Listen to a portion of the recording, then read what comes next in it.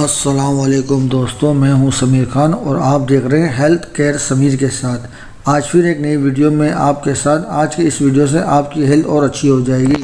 तो चलिए शुरू करते हैं।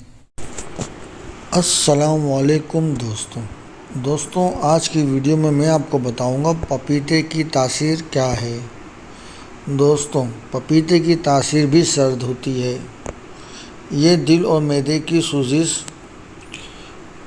जिगर और अमराज दिल के लिए मुफीद है।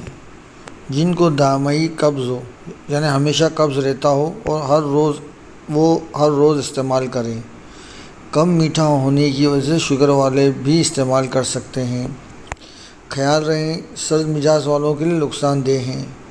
तो दोस्तों, उम्मीद करता हूँ ये छोटी सी वीडियो आपके बहुत काम आएगी और आपके लिए फ़ायदेमंद होगी। मिलते हैं आपको नेक्स्ट वीडियो में। अल्लाह हाफिज़। दोस्तों, उम्मीद है आपको हमारी वीडियो पसंद आई होगी।